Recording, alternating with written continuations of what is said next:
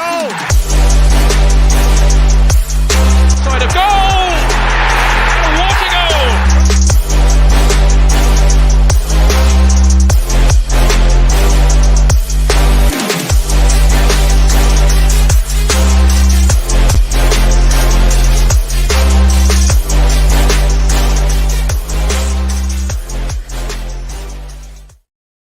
Fuck off, bastards! Oh, Jesus Christ, I'm fucking sick. Fucking sick. Oh. I knew well, was I the only one that knew well? Second half of the game, we were fucking shit. Useless. Let them come back into it and fucking let them off, and fucking this is what happens. You bring it to penalties. It was always going to happen. Once that keeper was on fire, you know what I mean, the last in extra time, them two headers and bollocks like that, he was going to score. You know, I knew Martinelli was going to miss, and I just want to say, like, to him, I'm not blaming the chap at all. Like, Jesus, he's done so much for us this season. You know, I think selection was a bit wrong at the start. The whole lot of it was fucking wrong, you know. But look, let's get into it. I'll just read out a few comments. There's a few people there waiting in the waiting room area, and we'll get them in now in 2 seconds. I'll just shout out a few comments here. The upper tier, big up Dell and panel. Penalties are a lottery. Palace now a massive game, even though it was already 100%, man, 100%. Arteta's done it again. Yep, Napster. Do we need to say any more? You know, Arteta to blame by not picking his strongest team in both legs. Yeah, I'll be interested to get a few people here and see what they're thinking. Akers, 29 years, still no European trophy. City will definitely be winning the Premier League now. Oh, Lord. Be excited, they say, because we're in the Champions League. Freddy Krueger settings, we will get murdered. It's 100% spot on, mate. He's already too arrogant, and it shows. Oh, God, I'm fucking sick. Just got to get through the Palace game with a win and reset during the international break. Yeah, that's actually such an important thing. We have to win the Palace game now, or else going into the international break, it's fucking squeaky bum time. You know, Wexford Guard are looking for Kyle Walsh. Whereabouts? Yeah, I'd say so, yeah. If the Prince rocks up, it's going to be Steve Collins, Eubank levels. And just on that note, I'm just going to say there has been a suspension issued. A two-match ban has been issued to one of my panel guests. And believe it, it's shock or whatever, shock penalties, everything going on tonight. Warren's team talk has been given the red card for his behaviour last week. So I will not be tolerating any bullshit off anyone. All right, so behave, people. And let's bring in a few people here, and I know that they'll be behaving. Manny, TJ Central. I don't think for some reason yous are that happy. Exactly, TJ. Do you know what? Since it's Paddy's Day tomorrow, I'll be on this stuff. But Manny, let me see. What are you saying, mate? How are you feeling? I'm good. I almost have no words, Del, except to say this. The great economist John Maynard Keynes once said that when the facts change, people can be entitled to change their minds. I've been one of those people who have been more than willing, in light of our great season in the Premiership, to give Arteta another season, even if we don't win the title, because we've done enough to qualify for the Champions League. We would get the money, and obviously, when you consider how the seasons have been going, there has been some form of progression. I will take point in saying that given how other teams have been absolutely pathetic this season and how we've taken advantage of everything by controlling what we can control, we, should be actually looking to win the whole damn thing. But, at least we've shown that we're willing to compete for a title, which is really all that people would want. But after this game, I'm going to say a few things. One, Mikel Arteta and Mitrain, with whom I share a birthday, for crying out loud, has basically shown that he will not be the manager to take us far in Europe. Because if this is how we perform in the Europa League, you talk about the Champions League, Lord have mercy, as Van Morrison would say. Another great Irishman. I think he's Northern Irish, though, but whatever. I will take him. Yeah. And, people have been talking about how he needed to make some changes for this particular match. Again, and of course, I want to say to Kyle Walsh, who's just below me, I now there's more proof that you are absolutely right. Thomas Partey has got to start ahead of Jorginho Frello. Jorginho tried his best to make things happen in the midfield, but ended up committing a few fouls too many. And it was when Partey came on that we started to show a lot more fluidity and create more chances. 3, if I never ever see Alexander Zinchenko playing at left back again, it will be too soon. Still contributes to the midfield, but goes AWOL defensively when he is needed. And it was very nearly costly because we could have had a goal conceded through that. But again, with Arteta's intellectual arrogance and tactical naivety, he will continue to play his Ukrainian golden boy there, the one whom he infamously welcomed to Arsenal by embracing him and saying, "That black shirt looks so good on you, man." Well, I'm wearing a black shirt. Of course it looks better on me because I'm going to the gym. But listen, he wasn't your teammate. He was just your player when you were an assistant coach. You do not greet a player that way. When will you ever learn? But Zinchenko will continue to play, and that means that Kieran Tierney has to leave Arsenal for his own good. And I know that Warren will agree with me on this. Sadly, he's not here with us today, but he'll be watching, and he will definitely agree. Another thing. Our strikers have basically shown once again that when it comes to crunch, they are a little bit toothless. We gave up a golden boot winner in Pierre-Emerick Aubameyang, who could easily have rediscovered his form had the management been better. He deserved to lose the captaincy, but to bid him and not replace him and try and depend on the likes of Eddie Nketiah and then try and buy Leandro Trossard, he has been good, but stick him up as a false 9 and expect him to deliver. And then what about the input from Gabriel Martinelli? Jesus made his return today, but sadly it wasn't the miracle that before Easter that we were hoping it would be. He looked completely off the pace. His first touch was absolutely poor. And I would definitely say that he still doesn't really look too match fit for me. And finally, let me also say this. Aaron Ramsdale, you will never be England's number 1 unless you improve the technical deficiencies in your game. Any goalkeeper can make camera saves and make saves whenever it's supposedly needed or do the saves you do. That's easily done. But there are so many technical deficiencies in your game. Your decision-making is absolutely poor. You had no business wandering all the way to the edge of your penalty area and allowing Gonçalves to do a Naeem from the halfway line against you. You talk about being inspired by David Seaman. You got yourself some David Seaman vibes right there. And of course, as it was the Tottenham reject that took the European Cup Winners' Cup away from us, we very nearly got knocked out by that Tottenham reject. He got substituted, so he didn't have to take a penalty. Fat lot of good that did us anyway. So I've said that when facts change, people change their minds, which is why I'm sure that you, Mr. Walsh, and others will be happy to hear me say this. If Arsenal does not win the Premiership, Arteta has to go.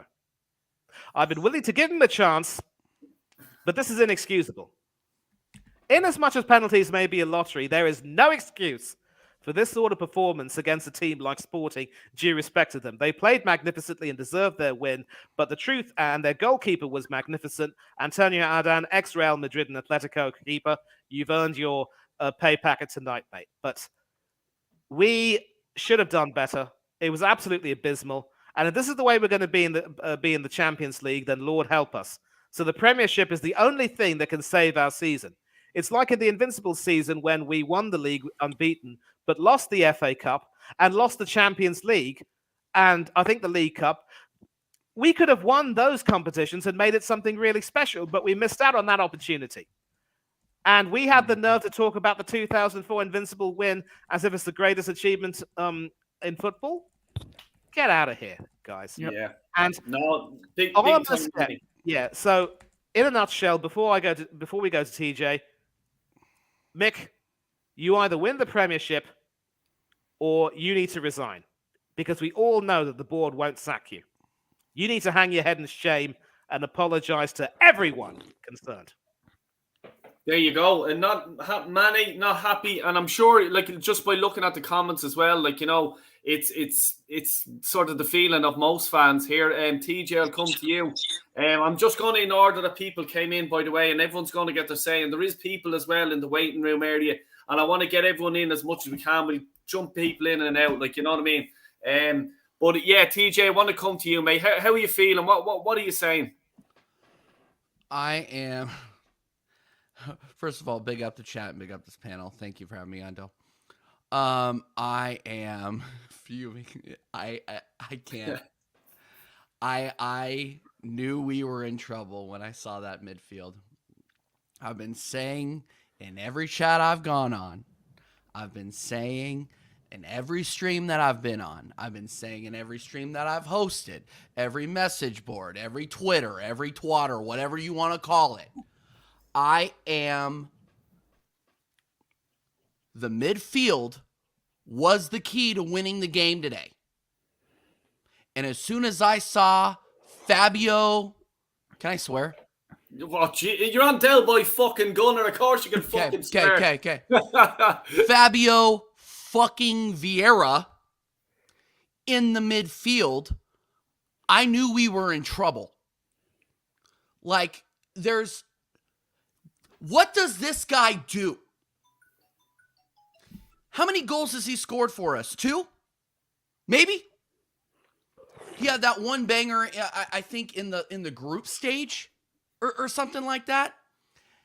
And he is still featuring in important knockout games in Europe competition. Like, no, you can talk all the shit you want about Mikel Arteta, okay? You can talk all the shit you want about him. But no, this goes further than that. This goes way further than that. I'm talking about Edu. I'm talking about Stan and Josh. You know what?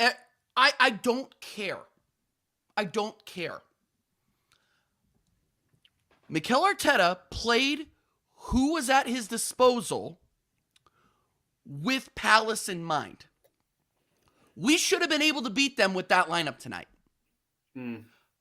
We should have. So I said, okay, I saw Vieira in there. I'm like, oh, you know, as long as Jorginho plays okay, you know, we'll have a chance. He was shocking. He had that ball in. I think he had an assist tonight. Did he assist Xhaka's goal? I don't remember, to be honest. Martinelli did? Okay. So I was about to give him a little credit, and so now I can really roast him. Jorginho was lost out there. What did we buy? What did we buy? This was the Jorginho that Chelsea fans were laughing at us about. We saw it tonight. We saw it. This is the level that the Cronkies and Edu think that Arteta can get by with. Now, you can. I know everybody's calling for Arteta's head right now. Like, I get it. But consider this. He wanted Caicedo. He wanted Mudryk, even though I'm glad we didn't get him. He wanted Rice. He still wants Rice. Do you think with this ownership and with this sporting director, we're going to get there? Do you honestly think that? If you do, I have a bridge to sell you. Okay? I do.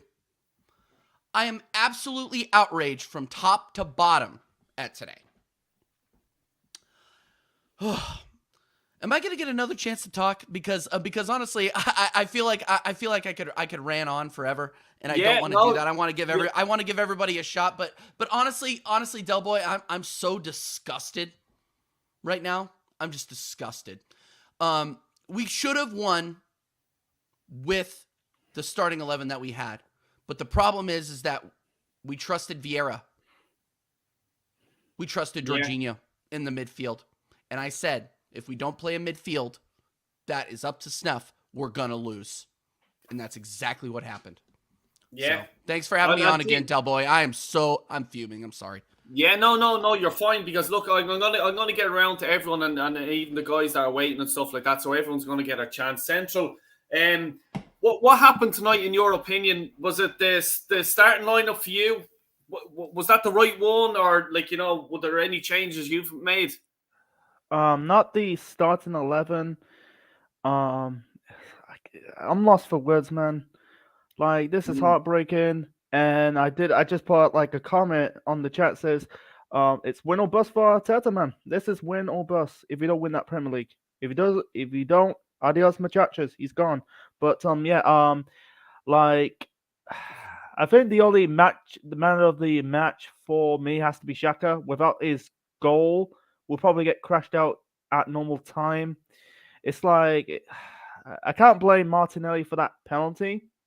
Like, he gave it. Yeah, at least he had a goal. He didn't blaze it. He didn't like do something stupid. It's just like he run and the goalkeeper save it. It's nothing he can do.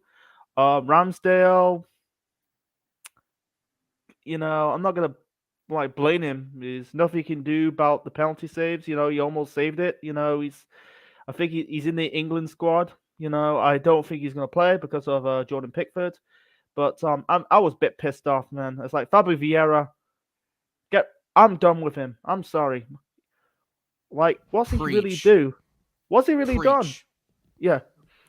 What's it like? We got him from Porto, and because he looks like Bernardo Silva because of the goatee, he looks like a teabag from Prison Break. He does. Like why Odegaard's not on the bet? Why Odegaard did not start? It's like we had a great opportunity to win this tie, go into the quarterfinals with ease, and we bottled it in those two legs in over a week. It's like I'm not. Now we lost Tomiyasu due to injury, and now we just lost Saliba. It's like I'm not looking forward against Crystal Palace, man. Yeah, I know. Yeah. Like, I'm the same. I can fucking hear it already. I can hear. Yeah. Oh, but Del, we played extra time penalties. Who cares? Oh, jeez. We lost. Exactly. Yeah. And then oh Jesus Christ! Next week England's playing Italy, man. Holy crap, man! I'm not looking forward for that, man. Like, because I cried when we lost the Euro finals 2 summers ago, man. I'm drinking Carling. Like Saka, at least he, vanquished the demons of that Euro final like 2 summers ago. He has that Stuart Pearce moment when he scored that penalty against Spain at Euro '96. But besides that, I'm heartbroken. Not looking forward against Crystal Palace this weekend. And this is like, we got Liverpool in the start of the month. We got Leeds on the 1st of April. Then we got Liverpool. And then at the end of the month, we got Man City. Jesus. We got to win. We got to win those games on April. Otherwise, like, it's going to be like, oh, top 4 this, top 4 that. Bullshit. We want to win trophies. If we don't win that league, it'd be 4 years without winning a trophy. That's my 2 cents on it, man. Yeah, no, look, it is. Look, come here. I'm just going to grab my seatbelt, put it on, and I'm going to give the floor to Kyle Walsh-Gunner. It's over to you, man. I'm saying nothing else. Strap in, everyone. I'm going to say this, then, boy. First of all, thanks for having me on the show, and big up to the panel and the chat room. I just want to say a few things here, Del Boy. And I fucking telling you straight up to your fucking faces, I'm fucking sick and tired of this Arsenal fan base. Accepting mediocrity, fucking bullshit. Fucking season after fucking season, Del Boy. I see lads there saying tonight there, sure, it's a Mickey Mouse Cup. It's not a Mickey Mouse Cup. It's a European fucking cup. Something that we haven't won in 29 fucking years. And I was there the night that we won in Copenhagen in 1994 when players put their fucking hearts on their sleeve and went out and played for the badge and played for the fans and played for the club. Not like this fucking show of clowns. That was an absolute disgraceful fucking performance this evening. I went up to my father's house to watch it. And I drove down there listening to the lads they were talking. I drove from my dad's house back down here to get here and speak how things are. It's absolutely fucking shocking. Sporting Lisbon were by far the better fucking team. Technically better all over the pitch. Don't forget, they had a centre back tonight playing his debut game. This is fucking shocking. And they deserve to go through. And I said to my dad after the first 15 minutes, there's only one team going through here tonight, and it ain't fucking us. Because once again, I saw the weak fucking mentality. And that same weak mentality goes through the fucking fan base. Except in this fucking shit. Oh, don't worry about it. The league is more important. It's not more important because we're not going to fucking win the league this year. Because we ain't fucking good enough. I'm sick saying it, that boy. I'm sick saying it. Many people might wake up tonight and realise. Martinelli stepped up to take that penalty. I turned to my father and said to my father, he's going to miss. What kind of fucking penalty was that? Nah. A 10-year-old would take a better penalty. Fucking casual. Ramsdale. Disgrace in the goal. 2 penalties he should have saved. Fucking 2. Not good enough. Vieira. Why is he an Arsenal Football Club? Why do we spend 24 million on that fucking prick? He's useless. Jorginho. People bigging him up, boys. He's fucking useless as well. A trancy fucking reject. I'm fucking sick of it. Absolutely sick and fucking tired of this fucking shit. Season in, season out. It's always the same.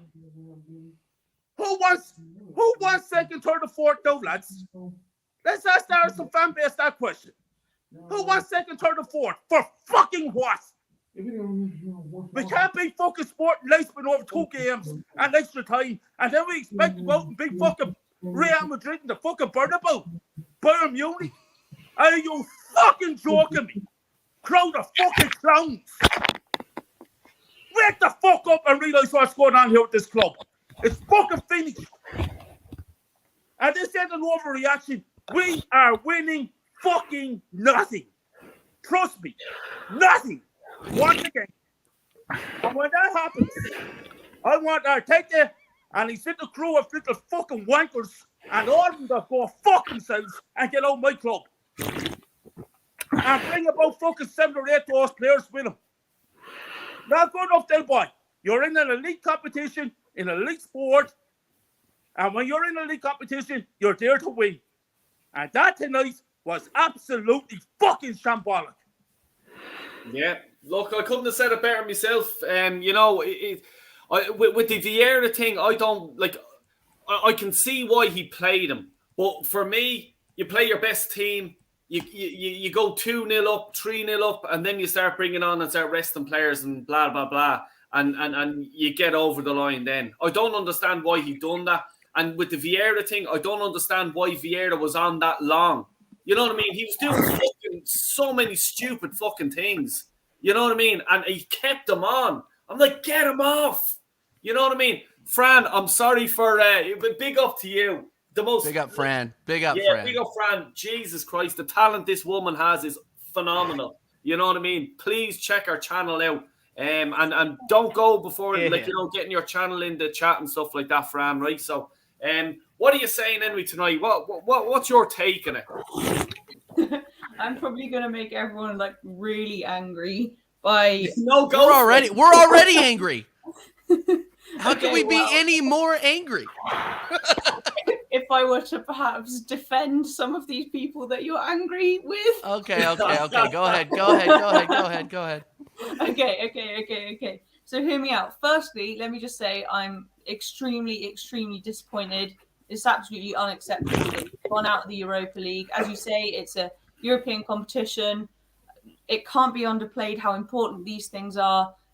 Remaining in competitions as we're still pushing for the title race and what that does for a squad's mentality, and going out can be really damaging for a squad's mentality.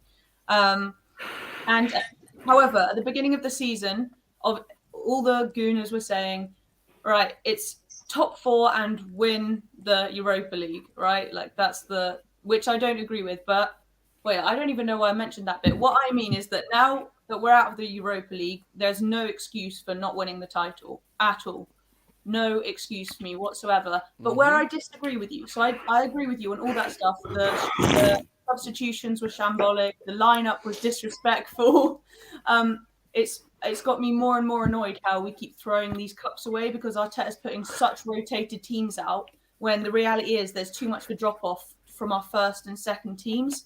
So the fact he keeps doing this in cups is incensing me. But where I disagree is that if after this that Arteta should go, or that Arteta's the problem here, Arteta out. Like that's where I disagree, and I've written it down why. Basically, first of all, like I'll talk. Sorry. Sorry. Prince, you're such a wind-up merchant. I hate you so much. Oh. Go ahead. Yeah, Prince, I'm sorry, you're out of order. Sorry, friend. I interrupted you. That was rude. Go ahead. Go, Fran. So for me, I'm holding off my anger and complete disappointment and pinning my hopes on that we must win the league. We will win the league because this team, you can come back at me in a minute, but this team, I was very skeptical, like super negative at the start of this season, but this team has like won me over with these like last minute winners, the togetherness that they've shown, the atmosphere like in the crowd, the stadium, it just feels special to me this season.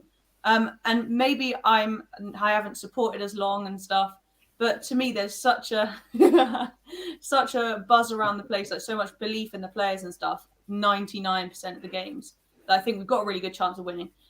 So at the end of the season, if we don't win, then that's when I'll start getting angry. Oh right, after this weekend it's an international break. Why did I have to field a weakened side? Yeah, I'm really annoyed. I don't understand because we're only in Europa League and the Prem. We haven't got like FA Cup, anything else like to deal with at all. But anyway, what I'm saying is, whatever happens, even if we don't win the league, I'm not Arteta out because I believe Arteta is one of the few like good things actually.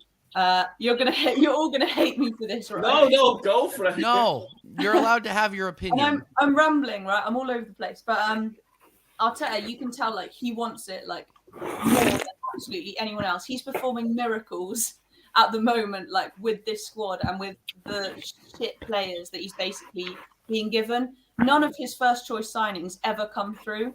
The Cronkies, who are like 4 times or something as rich as Todd Bowley, they never get him his first choice players, and he's way overperforming with this squad. I think Arteta should stay, and it's Kroenke, Edu out because the manager he didn't start perfect, but he's learning so quickly. A lot of the things we were complaining about at the beginning with Arteta, he's changed. I fully back Arteta. I believe he wants the club to be the absolute best, and he's really quick at learning. Like he's got the minerals. It's just Edu and the Cronkies, mainly the Cronkies, don't want to support that and get away every transfer window with doing the bare minimum and penny pinching. And those guys are the problem for me, not Arteta, regardless. But I will talk again if we don't win the league. Like I'm reserving my anger on the hopes that now we must win the league. So I don't know if that made sense. But No, I know what you mean. No, it makes sense. No, I know, Fran. I know what you mean. Like, because I think Darren Sullivan said it best a while ago at the start of the season. He goes, "Look, I'm putting the Arteta out thing to the back burner. We're in the middle of the season. He's not going to get sacked in the morning. He's not going to get sacked after the international break. We just have to live with it and get on with it. All right. If you're Arteta in or you're Arteta out, that's the way it is working. Like, you know, I'm just going to bring in a few lads." Sorry, 1 second, Fran. TJ and Central, I'll get you guys back in. I just have the 2 boys here waiting a while. I'm gonna run off and I'm gonna run off and get Central a straw as well. But we'll be back in a second. Central, back in 2 minutes, mate. Right? I just wanna add in Napster has been waiting for a while, and so has Connor. Napster, I'll come to you. What are you saying, mate? How are you? Yeah, I'm actually immensely disappointed, and I'll tell you why. Manny knows this, Carl knows this, you know this, but like to everyone else that knows out there, like in Europe anyway, I've always wanted to win like the Europa League, Champions League before that, because I'm sick and tired of these fucking Chelsea lot down the lane that just keep chatting shit, knowing that all they are really and truly is just like a super rich cup team. That's all they are. You know, all they have been for the last 20 years. But back to us, like Arteta, man, this guy is super arrogant. Super fucking arrogant, yeah? And I've been saying this for fucking years, yeah? When the pressure is on, when the heat is on, when the backs are against the wall, he can't do shit. Flat track bully settings, yeah? And this is the problem. First leg, I looked at the team and I was like, and look, I didn't say that it was going to be a walk in the park against Sporting, but as soon as he put out that second string team, I was like, I wouldn't have done that. I know we've got an international break coming up. I know there's going to be a lot of games in April, but come on, mate. You're overthinking it here. Do you know what I'm saying? And the way that we've been playing, you know, we can't trap a fucking bag of cement. You know, we can't hit a barn door with a machine gun, all of that shit. In other words, our finishing, our passing, we can't defend for shit, really and truly. So it was always going to be like a tricky one if we didn't take this fucking seriously. And a lot of these players need to take a fucking hard look at themselves, yeah? Because they played like pussies, especially in this game tonight. They played like fucking pussies, yeah? And Ramsdale, yeah, watching the penalty shootout, yeah, he should have saved definitely one of them, if not two of them, for sure. Yeah. Too many of these like spotty teenagers on Twitter, too many of the super fans and all that bollocks, yeah, want to overhype this team, yeah, overhype this manager. I was like, look, we'll see how he goes. Arteta's doing well for now, but when the pressure's on, come crunch time, which is now, by the way, then we'll see what he's made of. And at this moment, Carl has been absolutely spot on, and even I'm been proved right as well. I don't like it, but I will say to everyone in the whole fucking world, I fucking told you so. I don't give a fuck. I'm shameless when it comes to that shit. Big man thing, yeah? And like at the end of the day, right, if we really want to win this league, yeah, these players have got to play out of their fucking skin. Don't worry about saving yourself, especially after this shit show tonight. You got to put everything on the fucking line. No fucking excuses, not even injuries save Arteta now, or the players, or Odegaard, or even all these fucking fans, these Johnny-come-latelys that are making all these fucking excuses, yeah? If we don't win this league, yeah, I don't care if it's by 1 point, even half a fucking point, Arteta needs to go, man. And the rest of this fucking board, and I'll end it on this, right? I know I've been going on a little bit, but I've been saying it for way too long. This board is killing this football club. This Barnet, Boreham, Levelwood fucking board, Edu, Vinay, Garlic Head, Tim fucking Lewis, all of them need to be potted. Like, the ownership ain't great. Don't get me wrong. Don't get it twisted. This ownership ain't good enough. But FSG at Liverpool are fucking worse. Let's be fucking real, right? And they have put the money or given us access to money. But Arteta's part of that transfer, you know, like policy, if you want to call it that. So all of them below the Cronkies have to take serious responsibility. And I'm at the point now where I'm just like, bring the fucking Saudis. You can cry fucking human rights all you fucking want. I just want us to win, because this is what this club means to me, right? It's about fucking winning. Elite fucking mentality. What is the aim of elite sport? To fucking win. Nothing else. Nothing else. And I'll leave it at that, people. Big up, Nasser. Seriously, facts there being spoken, to be honest with you. Connor, can you shed any light? Can you give us hope here, or what you say? I'm here. Big up to you, mate, and great having you on the show. I haven't got on in a while. Hope you're doing well. I've recently got on shows recently. I've been coming back now, but I think to put it bluntly, I've been supporting Arsenal since the age of 2. I've got 05-06 shirt with my name on the back. And number 2. So I feel like I know a good enough about Arsenal to know when it's going to be a poor performance. And I've got to say, most of this season we've been fucking fantastic, and we've shown it. We're top of the league for a fucking reason, right? But I don't know about anyone else, so I don't know if it's just me. But when there's a game being played by Arsenal, is it only me when you can tell it's going to be a shit performance? I knew from that first 20 minutes how this game was going to go. It's Olympiacos all over again. But I don't know. I don't know. I don't understand why we can place. I don't know if Fulham's better than Sporting. I don't know if Sporting's better than Fulham. But how can we play that fucking well at Fulham? And as soon as we enter Europe, it goes tits up. And that team that we put out tonight, as much as we want to hate on these players and how much of a shit performance they put tonight, that team, that starting 11, was good enough to beat that Sporting team tonight. And they made us sort of like clowns, absolute clowns. We couldn't put together one simple pass tonight. I swear to God, it was very rare when we could put together at least 3 passes together. It was absolutely shocking. Now, listen, people may be against me on this. I'm on the same side as many people, actually. We've got to win this Premier League now. There's no if buts or maybes. We've got no more of this Thursday games now. We've got a week to fucking prepare for each game. No excuses now. Yeah? The only excuse we've got games like Liverpool and City to come up with, which are very challenging games. No one put that past us.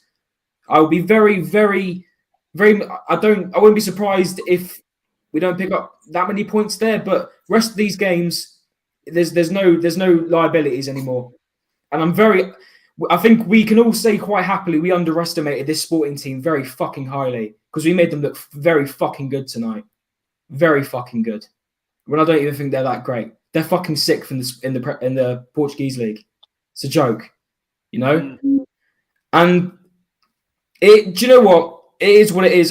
Do you blame Arteta for the team selection? Yes. Do you blame the players for how they played tonight? Yes. The passing was atrocious, and I'll go back to that. The passing was fucking atrocious. And players like Rob Holding, I'm sorry, it's too fucking long now. I'm not having any more of this. He's a leader for when we're fucking doing this. He's a leader in the dressing room. I couldn't give a flying fuck if he's a leader. Casemiro's a fucking leader, but he's world class for Man United. Yeah, he got suspended the other day. Whoopie fucking do. He's a world class midfielder and he's a fucking leader because he's got experience. Rob Holding's lifted 2 FA Cups. Does that make him world class? No, it doesn't. Just because he's been at the club for however long doesn't make him experienced and a leader. I'm sorry, no. Because he's been a bench warmer, it doesn't make him a leader. He's not good enough. And that team, like I said, it's unfortunate we got the injury to Saliba because that definitely made a massive difference. Because I'm sorry, it's factual in my opinion that if you've got Gabriel and Saliba next to each other, you can't change it. You can't have that. You can't have Kivior next to one. You can't have Holding next to one. It's got to be Gabriel and Saliba. So that was unfortunate. The defending was poor. I've got to say it. As much as I do rate him, Zinchenko, fuck me. This man is in the left back. And the amount of times that people have called this man out, I think even Manny just said it a couple minutes ago. This man is in the left back. It's Nuno Tavares 2.0.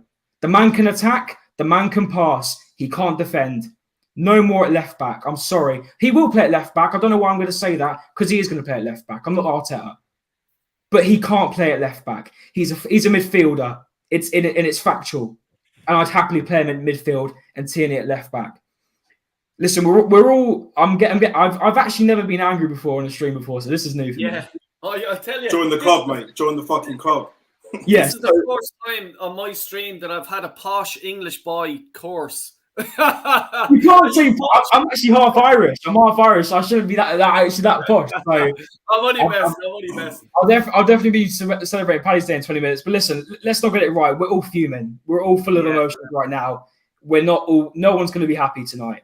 No, Conor, I want to hit on exactly what you've said about the left back because I was talking to Warren during the game, and I think 3 times they even just gave a long ball over the top into the left back position, and we got found out because Zinchenko was over at one stage.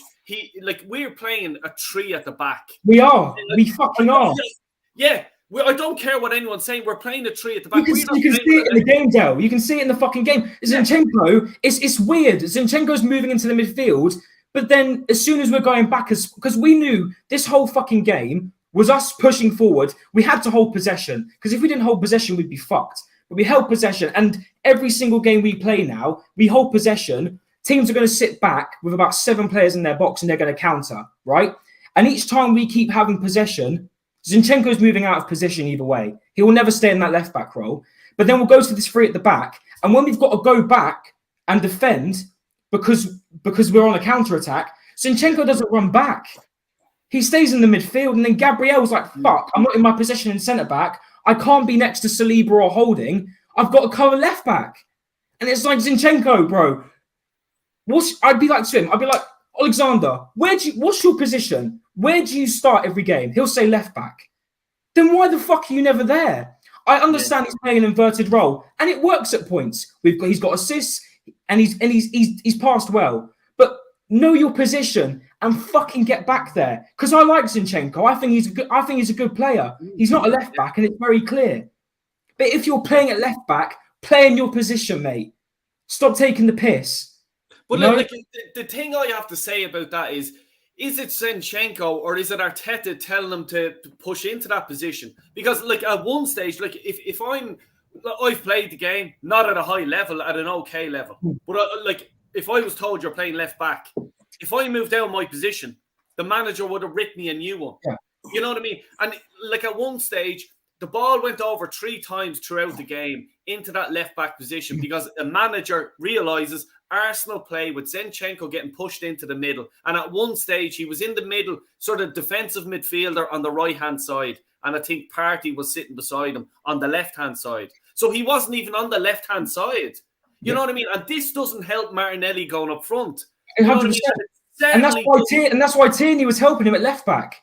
Because he was getting forward. He was staying in his position. And that's not to say, because Zinchenko and Tierney are 2 different fucking players. Let's get that straight. Yeah. They're 2 different types of players.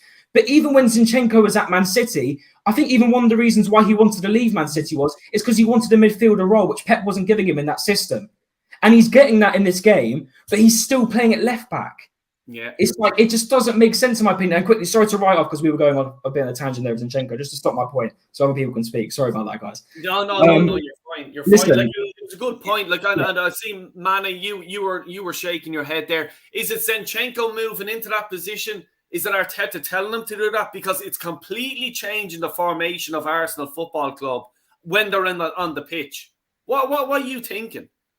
You know, here's the thing. I think Warren actually cited the example of the FA Cup game we played against Manchester City at the Etihad, which we lost 1-0. By all accounts, we dominated that game, and I think their goalkeeper, Ortega, was man of the match because if it hadn't been for his saves, we would have scored a few past them. But Tierney actually had a really good game, and he kept Riyad Mahrez quiet. And that was one thing that was noted. You want to have, I think Connor's really hit the nail on the head here. You want to have a left back who, you know, knows his position well, who does overlap when necessary, but has the good sense to track back and defend whenever you need to do so. And, you know, in lieu of St. Patrick's Day and the fact that I'm now between 2 passionate Irish fans, I cite the example, and Kyle, you will agree with me on this, Steve Staunton. What a left back he was. He knew his responsibilities as a defender. He had a beautifully cultured left foot. He also knew when he was in his prime how to be able to overlap well so that his left midfielder, whoever it was, it could have been Ray Houghton or someone else, would have gotten some support. But he was also a fine defender. And because of his versatility, he was used as left midfielder in USA 94, and he was a left centre-back in Japan, Korea 2002. But as a left-back, with all due respect to Dennis Irwin, and I'm sorry to have to beat this dead horse again, Del, but I have to say that when it comes to left-footed left-backs for Ireland, I know that Ian Hart had his moments, but Staunton, for me, will always be the ideal model left-back. Nigel Winterburn was exactly that, and many of us will remember good old Nutty, because he scored a few goals, but his main position was to defend and also overlap only whenever necessary. Ashley Cole did elevate the attacking role a little bit further by overlapping a lot more and actually contributing a lot more to the attack, but you want your left back to be no nonsense.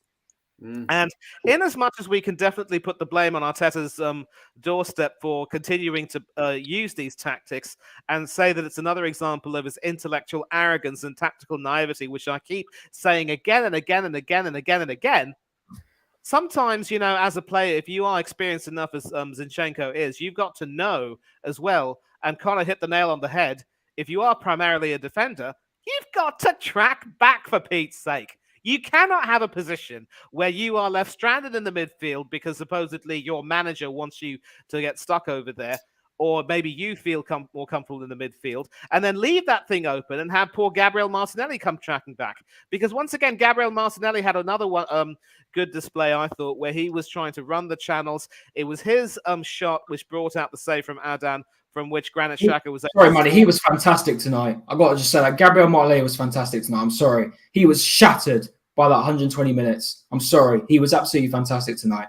But you shouldn't be doing that, Connor. Like, you shouldn't be doing that. that. Sorry to cut you off, Manny. Completely, but at the same time, right? At the same time, if you look at it, Manny made a great point there about what you want in a fullback, whether it's left back or right back, is to do the fucking fundamentals, the basics. Ashley Cole's a once in a generation. We can all agree on that. Whatever you think of him when he went to Chelsea or not, he's had a brilliant career.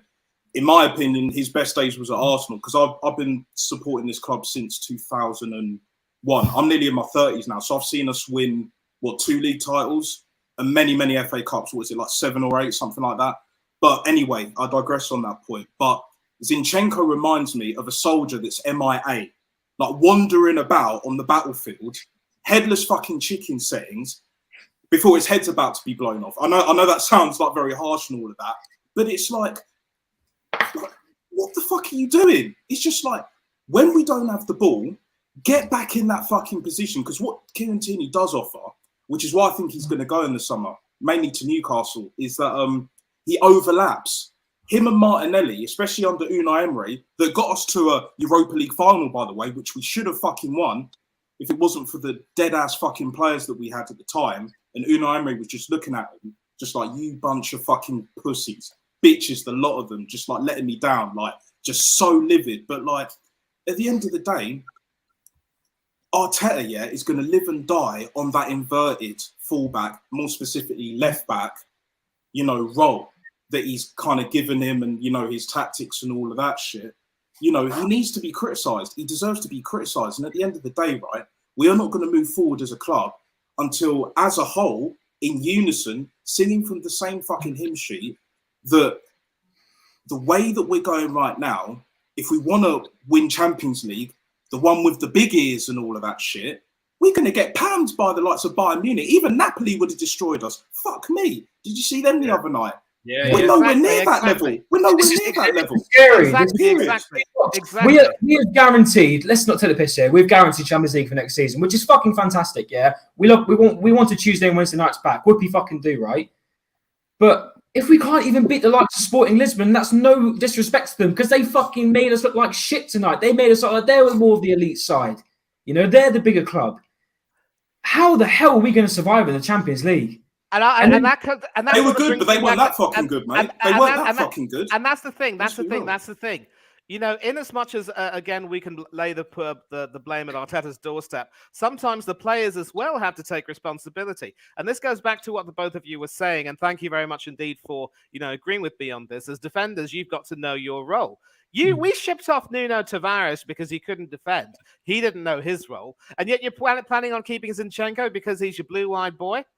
It's disgusting. And not only, as Hendon Gunnar said, Arteta has no in-game management, he also 100%. clearly has shown that he has no man management, because he's jettisoned a lot of players who have proven themselves to be absolute winners. Okay, but sometimes it also falls on the players to take a little bit of responsibility. And Zinchenko now needs to know that if he doesn't backtrack, he's going to get pounded. So here's a food for thought. We've got to play Liverpool at Anfield. Okay. Arteta actually had a masterstroke when he decided to bring Tomiyasu in instead of both Zinchenko, who was injured, and Kieran Tierney, because he wanted Tomiyasu's body shape to nullify the threat of Mohamed Salah. Now, I don't know if he's going to do that again, because apart from that game, Tomiyasu looked like a duck out of water at left back, especially against Leeds and in subsequent other games. So does he bite the bullet and bring in Tierney? Does he dare risk playing Alexander Zinchenko in that position and running the risk of Salah, Gakpo, and Darwin Núñez having a field day there? If we get whooped to the tune of 7-0 or thereabouts, then you can kiss the league goodbye. I don't care what Prince Fuad or other people will say. It all depends on these big games and how well he is tactically on the pulse. And if he isn't on the pulse and he costs us these games tactically, he has to take the blame. The players also need to take the blame for not having any level of footballing intelligence to listen inside themselves and say, you know what? If I'm a defender, I've got to defend. I cannot be a midfielder if I'm supposed to be a defender. So Arteta should be blamed. His tactics have once again proven to be awful. And I am now declaring right now, if Arteta doesn't win the league title, he has to go, but we all know he won't. And this is an example of how, as John Keynes once said, when the facts change, people change their minds. I've now changed my mind. I don't rate Arteta at all as a manager. And all of these friends who are giving me grief saying, you need to trust the process. Arteta's done a wonderful job with the club. Show him some more respect. So but that's the problem, Manny. That's but listen, Nat, I'll conclude and then you can speak. To all of you who are trying to mug me off now, I say, in the words of your favorite manager, shut your mouths and there you go, Manny. You don't mess with the senior analyst on this channel. I completely agree with Manny there. This Liverpool and Man City game is crucial, whatever way you look at it. And you can easily say Anfield, we haven't won since Van Persie. You know, City, can't even remember the last time we won the Etihad. I think it was 2-0. Santi Cazorla scored one. Yeah. We won 2-0, like 2016, something like that. Listen, last time we played City, we all know what happened. Capitulation. We started passing around the back, which was clearly a tactic from Arteta. Let's be real. The players just didn't start randomly passing around the back. And then the City got in close, took the ball, bang, scored 2 goals. Like Manny said, these tactics are going to be crucial for these next couple of games, and we can't have Arteta slipping up here because Arteta is the man for all these tactics. If we go to the likes of Anfield and the Etihad, playing like we did against Man City, with this pass around the back bollocks and letting them come to us, and then we think, oh, let's go counter them, that's not going to fucking work, especially at the Etihad and at Anfield. I think we can all say, I think we can all agree when we go to Anfield and City, we will not be holding possession very well. They will be dominating us. Let's be fucking straight about it. This is Liverpool, one of Liverpool's worst seasons in the last couple of years. They will be dominating us at Anfield. I can tell you that for free. So we can't be going to games, those 2 games, playing pass around the back. There's got to be something different. We've got to be playing like we were playing at Fulham. I know it's only Fulham and people can say it's just Fulham, but the way we were playing in that game was fantastic. I know the second half, we weren't really getting into the right rhythm. Fulham were getting back into it, but that first half was fucking great. And we really need to pick it up. But sorry, I'm probably going on a tangent there, but I just wanted to say you're okay. This game's going to matter. And sorry, quick last thing. Palace this weekend. These lot haven't scored in 4 games. They haven't won in December. We can't lose that game. Fuck, we haven't. They've won the Emirates since 2018 or whatever when we've played them. This is no excuse now. Vieira's job is on the line. As much as we all love him, I love Vieira. But, you know, that's aside. These lot haven't scored in 4 or 5 games. They haven't won since December 31st. We've got to win that game. If we don't win that game, I don't want to come on a stream with Kyle. He'll be fuming, mate. So, that's what I'm saying. But yes, anyway, Del, thank you very much for having me on because I want to give other people a shout. But I'm going to hop on now. Everyone you've been legends, by the way, everyone here and people who are in the waiting room. I do graphics for a few people. I've done graphics for Del and Kyle and probably a few people in the chat.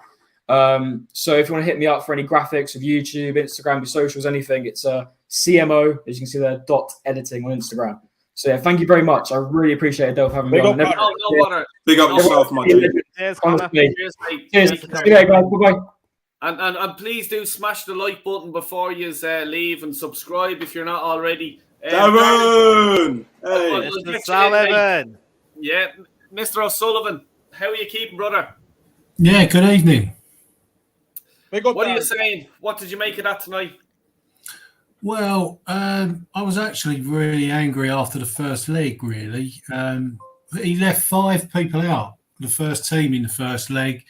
And to echo what most people have said on here tonight, is the word disrespect keeps coming up. And that's what ultimately got Arteta knocked out this trophy and our club knocked out this trophy. So here we are now. We've got 1 competition left we're in. And let's be honest, we are not winning that. We haven't got a cat in hell's chance of winning that trophy because we are now depleted. We're knackered. We've got injuries. We've got Palace coming to us on Sunday.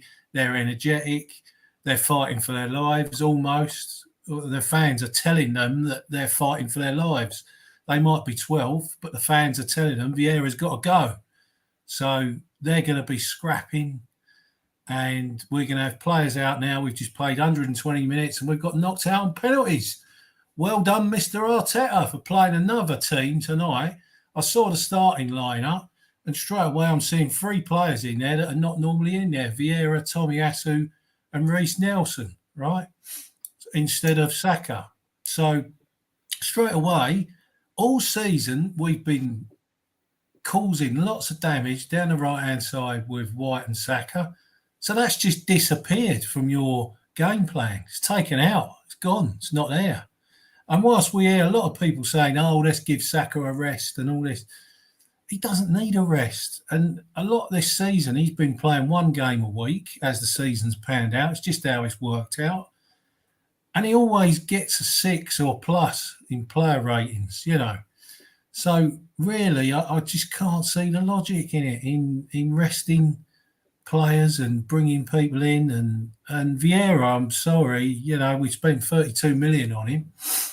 He's not producing the goods in his first season. There's nothing that you can tell me about his game that I think, oh, I'm getting excited about him. He's going to be good. Not even he's going to be good, because he gets thrown off the ball easily.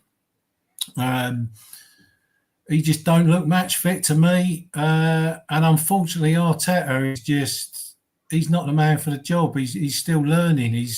He should be in, like, thinking about joining a lower Premier League team now. He certainly shouldn't have been given our club 3 years ago.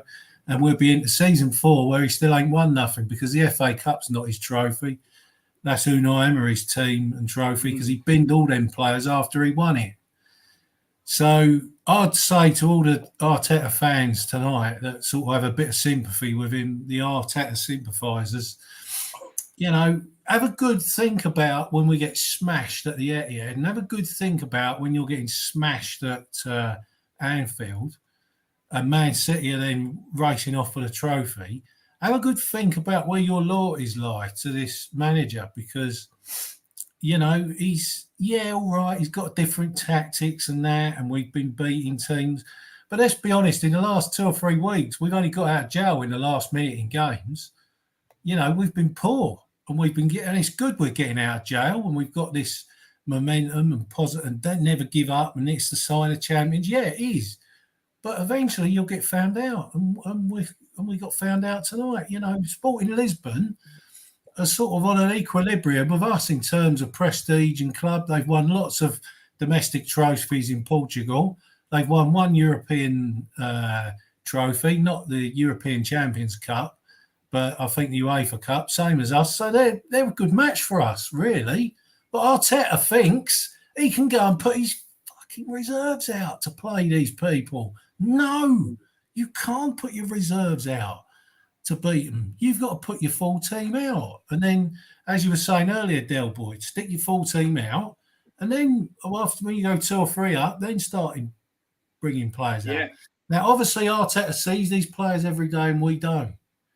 But a lot of people on this stream, and I've been watching it, are saying that he's got bad attitude. He thinks he knows best. He ain't got the experience to know this. Somebody like Ancelotti would have had the experience to know what you can and can't get away with.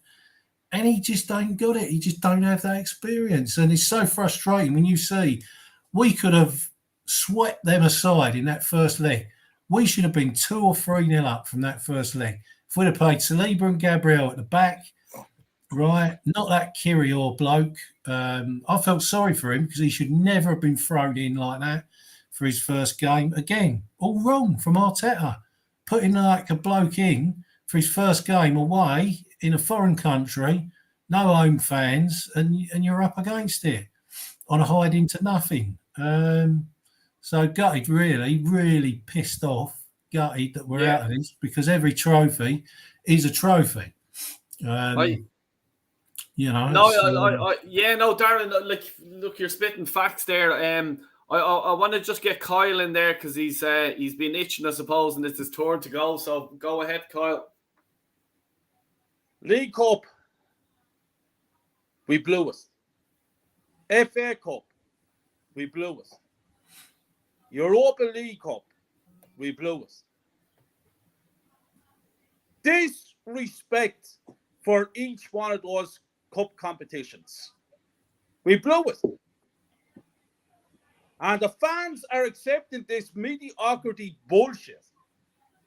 And we're talking about top 4. And it's congratulations to top 4. But I'm going back to the same fucking point. We get top 4. What are we going to fucking accomplish? What are we going to do? This is Sporting fucking Lisbon or Lisbon we're playing tonight. So who thinks that we're going to do great things in the Champions League? It's a fucking embarrassment. And this business about Arteta and experience, it's like what my good friend always says, Warren. Arsenal Football Club ain't the fucking college. Haven't got the experience, it shouldn't be there in the fucking first place.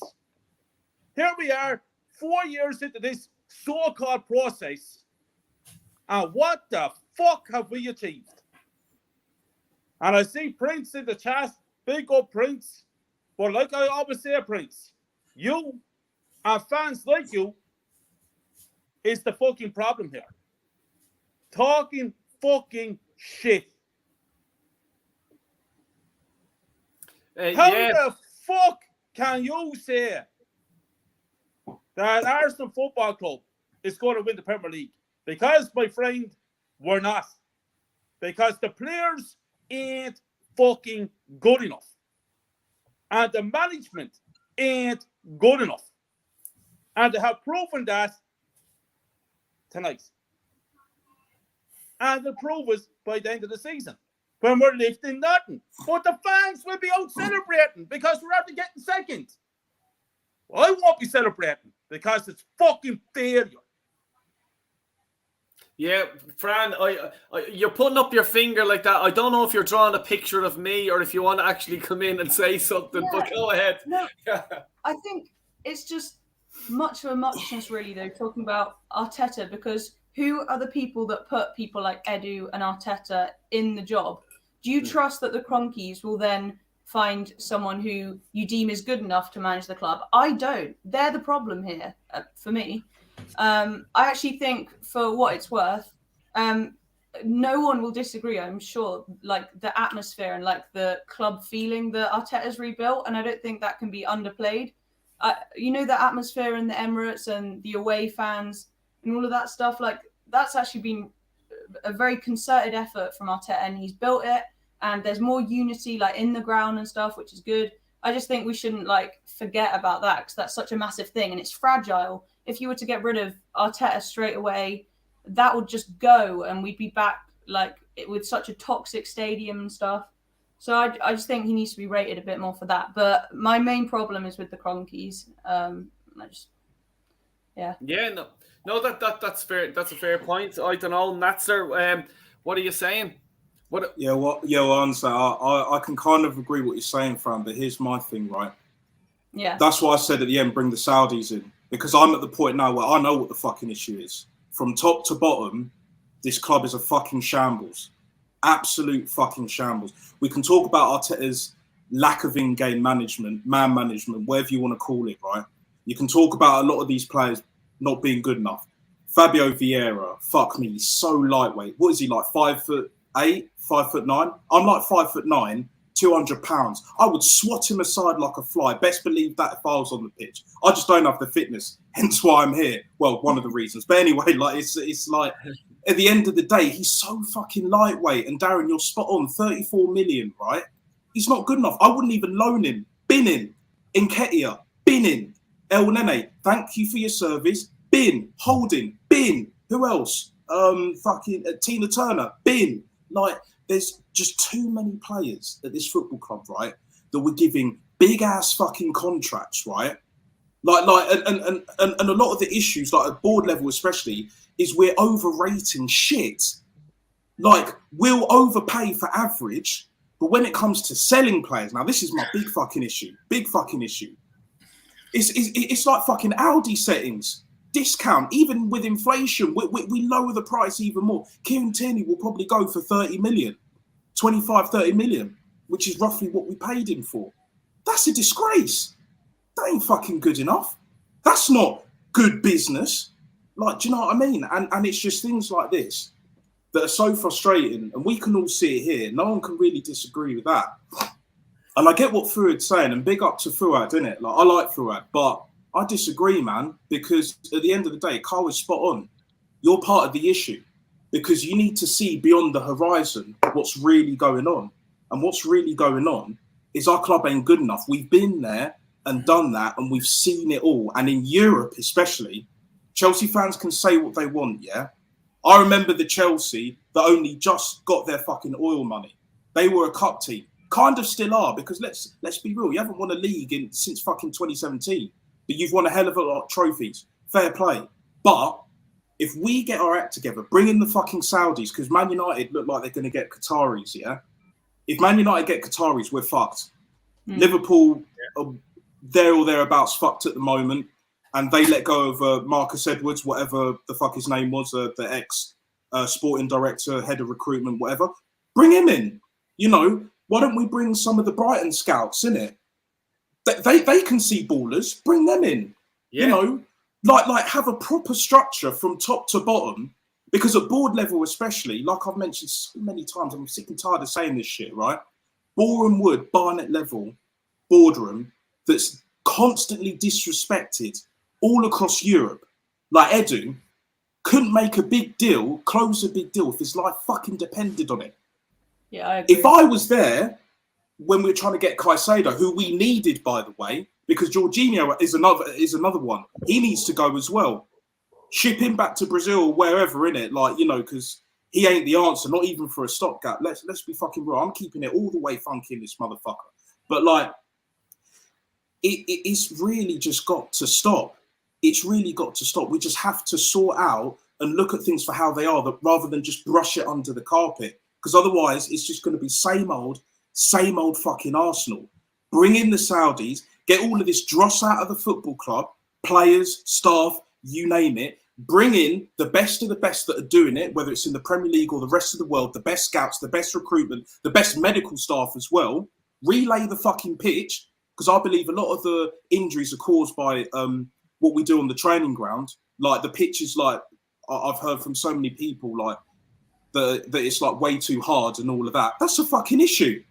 And it's been what, since 2006? It's like nearly 20 years we've been at the Emirates, yeah? And it still hasn't been resolved. Man City have been at their gaff since fucking 2004, 2003, 2004. They don't have injuries like that. So we just got to sort out this shit. And yeah, we will be there, but not under this regime. No fucking chance, mate. No chance. I've got to head off, lads. Thank you for letting me have my deluded say, and I'll see you soon. You're not deluded, friend. We love your opinion. Bye. Yeah, you're 100% right, my friend. 100% right. I'll bring TJ back in. TJ, what are you saying? Well, how are you feeling? Sorry for keeping you so long waiting. Hey, no, it actually gave me a chance to eat dinner, so I appreciate it. No, I agree with Fran to a certain point. They're not going to fire Arteta, so get that out of your mind. They're not going to. So I offer this frame of reference for everybody here. So I am from the United States of America, if you couldn't tell already. And the Cronkies own 4 or 5 franchises out here, 3 of which that are in my hometown of Denver, Colorado. They own this, my favorite hockey team called the Colorado Avalanche. Okay, that's how I heard about Arsenal, was because the Cronkies owned Arsenal. So I was just like, okay, well, there's another franchise I can share the misery of a Cronky ownership with. I will follow Arsenal, and here I am, right? So here's the thing about the Cronkies, is that when they find a guy, for better, for worse, that they see potential in, they will not stop backing him. Wenger, his time ran out. Unai Emery, that wasn't their style of manager. They wanted a guy that would implement a system and make everybody follow it. That is Mikel Arteta. Okay, so I don't care if we fall out of the top 4. Arteta's not going. Like, and that's the worst case scenario now, right? So I just want to give everybody that context of the ownership that we're dealing with here. Now, there is an upside if everybody is patient enough for it. And I think that this is the year that it needs to happen. If we don't win the Prem, it's looking long for us. It's looking long. So to offer you guys a little bit of context, the Avs were the Avs, aka the Avalanche, were last place for 3 to 4 years, collecting draft picks, developing youth. And now we're finally starting to see results. The Avalanche won the Stanley Cup. They won the championship last year. Okay. Now, that being said, we as Arsenal fans, we as football fans, do not have the same patience that American fans have with certain sports. Like, they understand, like, yeah, we're gonna be developing. Oh, my dog's joining us here. So that being said, I just want to get, again, I'm rambling a little bit, but I just want to give you the mentality of this organization that Arteta isn't leaving. So they either need to start backing him with what they want, with what he wants in the transfer window, and I mean big names, or we're going to continue to see this string of results. Okay? And do I blame Arteta for the loss tonight? Absolutely. Absolutely. That lineup, the midfield lineup was bad. It was awful. So if we had played Odegaard, if we had played Xhaka, or not Xhaka, I'm sorry. If we had played Odegaard and Partey from the beginning, that game would have been out of sight by halftime, and we could have subbed him off. But it didn't happen. Like, see, the thing about it is, like, please do subscribe and smash the likes up there if you don't mind. Please, really appreciate it, and to me guests as well. But just on what you were saying there, TJ, like, I don't think we have another season.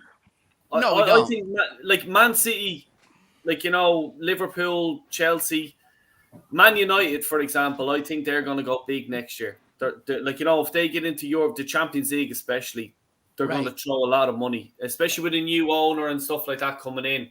I think it's going to be harder to win the league next year than it is this year. I think this is our Leicester year. And that brings me around again to the ownership, okay? So if you don't like Mikel Arteta, you need to be looking at his bosses, okay? You need to be looking at his bosses because they bottled the transfer window in January. They bottled the transfer window in the summer, not bringing in anybody that was really going to make a huge impact, okay? Yeah, Trossard, let's be honest, guys. Trossard was a backup for Mudryk. Jorginho was a backup for Caicedo, okay? They got lucky with Trossard. Lucky. He fell into our laps. He didn't want to be at Brighton. It was that was an easy signing for us. Oh yeah. I'll go to first place, Arsenal. Incredible. But if you think that Kroenke is going to go out in the summer because we're in the Champions League and say, oh yeah, I really want to win this. I really want to compete. Past behavior is the best indicator of future behavior. And we're not going to see it under this. We're not going to see it under this ownership. Manny, I'm sorry I'm putting you to sleep, man. But I'm dead serious. Like, I'm just trying not to raise my voice here. I'm just trying to, spit a little bit of truth because I've dealt with this ownership group for 20 fucking years. And this is what is going to happen. So. But if everyone takes that attitude, mate, then nothing to get done. Arsenal fans have got to get together and be real. Darren, Arsenal fans being real? What are you talking about? We've got to get out the stadium, boycott the stadium, don't go in. Darren, then that's never going to happen. Get sacked, trust me. That's never going to happen. Emery got sacked because when they were putting the games on, there weren't any fans in the stadium. That's why he got binged. The only reason we can get Arteta out. Don't you worry about that. We can get rid of him. All we do is we don't turn up to the games and people can go on as much as they like about other revenues with merchandise and all that. But I'm telling you now, in the words of Donald Trump, it ain't a good look. If you've got an empty stadium, right? Who wants to go and buy T-shirts for an empty business? Nobody. I don't, Darren. I think you have a lot more faith in the people that show up every day than I do. Oh, I know what you're saying. I know what you're saying, Yeah. but And I do they respect wanna- your opinion, by the way. I'm just Yeah, no, that's all respectfully right. disagreeing. But do they want to go every week and see us get slapped 5-1 by Bayern Munich in the Champions League? Yeah. Do they want to go and watch that? No, absolutely not, my friend. Because that Absolutely could not. be coming. Because if the Euro Super League comes in, that's exactly what's going to be happening. If the Premier League, we get out of that, and all of a sudden we're in against AC Milan, Inter Milan, Juventus, Real Madrid, Barcelona, Man United, it's going to be 4-0, 6-1, 8-1, 3-2, 4-1 every week. Yeah. Yeah. No, 100%. And Darren, like I know we're in that chat together. I respect your opinion. Yeah, I respect and, yours like, as well. I really You've got do. a lot more knowledge about Mr. Kroenke and co than I ever will. It's just one of the. Well, I wish I didn't. It's just one of those things where, as long as the people continue to show up, they're going. Arteta is not going anywhere. Is he the Probably worst manager? not. Is he the worst manager in the Prem? No, not by a long shot. I But don't know. do we have Sporting? Well, you say that. Is he the worst? We're man? I emotional. don't know, We're because emotional he's right been now, given a Darren. We're lot of emotional money. right now. He's We're been emotional given right a lot now. of money to spend. Yeah, but who's spending the money? Is it Arteta or is it Edu? Well, he's in on it. Arteta's Well, in on Edu- the transfers. Yeah, he's in on the transfers. He said, "Hey, go out and get me Caicedo. Hey, go out and get me Mudryk." He didn't do it. No. They didn't do it. Guys, He should have then gone, Guys. I'm resigned. I'm out of here. You know what?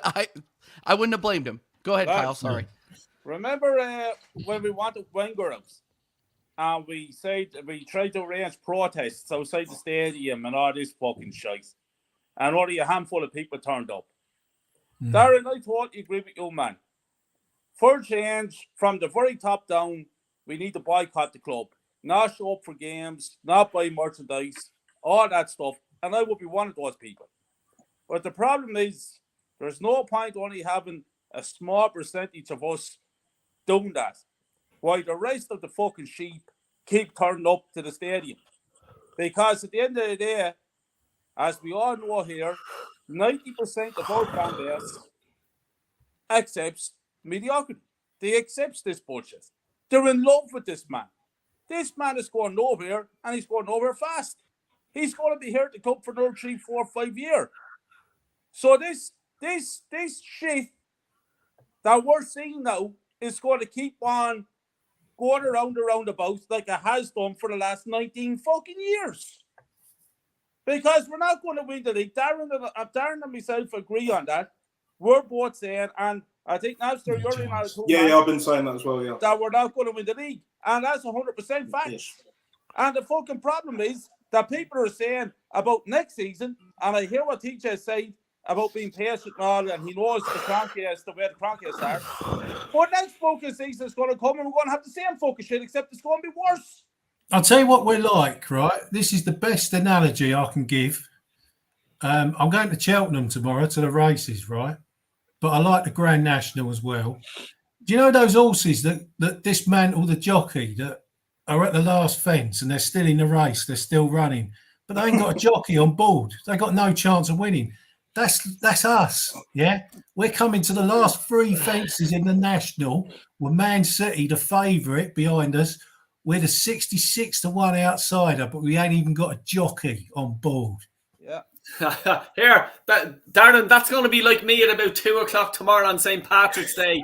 I'll be fucking Del Boy without a jockey. Trust me. Look, come here. Brandon's in the background there. I want to get him in as well, and Central there. So if anyone wants to jump out, volunteer, because I'm wrapping up the show now in about 5-10 minutes. I have to get to bed. Right, I'm going to go, Del, because I've got to pack my bags because I'm off to the races tomorrow. So yeah, and come here, Darren. Take care, send me an send me a Darren. tip, will you? If you get any tips of the track, send them. I'll just go by names. I'll just pick a name out. I like. Well, here, if you see Del Boy Gunner running, Yeah. put your blank on it, yeah. Anything with red in the name, I'm £10 win. Yeah. None of this each way nonsense either. No. It's got to be to win. Yes, mate. The winning mentality, Darren. The winning mentality, my friend. Yeah. Good man, Darren. Good man. Brandon, what are you saying, mate? You're on mute there, by the way. Another season, another cup we're out of, boys. Again, we bottled it again tonight. We bottled it. And you can't say that we haven't. Nobody can tell me that we haven't, because when you go to Lisbon and you get a 2-2 draw, which, let's be honest, in that first leg, we was lucky to come out of that first leg with a 2-2 draw as well. And then you bring it to the Emirates, a place where you've got your crowd behind you. You're expected to win there. And let's be honest, I don't think the lineup was too bad. I think Arteta played a strong enough lineup to win the game. Midfield was a massive, massive problem. We see it last week. You cannot play Jorginho, Xhaka, and Fabio Vieira together. It is not a strong enough midfield, especially when you've got Zinchenko inverting as well. It makes us very defensively vulnerable. Yeah. Aside from that, I think over the two legs, we created the better chances. We just didn't finish them. Sporting, I thought, was very, very good in the first 15 minutes today. And then we kind of took control of the game a little bit. And then we just lost control altogether in that second half. We could not string 5 passes together. It was ridiculous. And then we actually started playing in extra time. But by then it's too late. You know, you've already brought on all of your substitutions. Again, I think Arteta is slightly unlucky today, because when you have to make 2 early substitutions because of injuries, you kind of force your hand a little bit. I think, you know, Tomiyasu and Saliba having to come off had a bit of an impact on the outcome of what we could do in the game, because you've lost two substitutions early on, ultimately. But then at the same time, why did Fabio Vieira stay on the pitch for so long? He did absolutely fuck all again tonight. Yeah, the guy might as well have gone back with Sporting. Stay in Portugal, bro.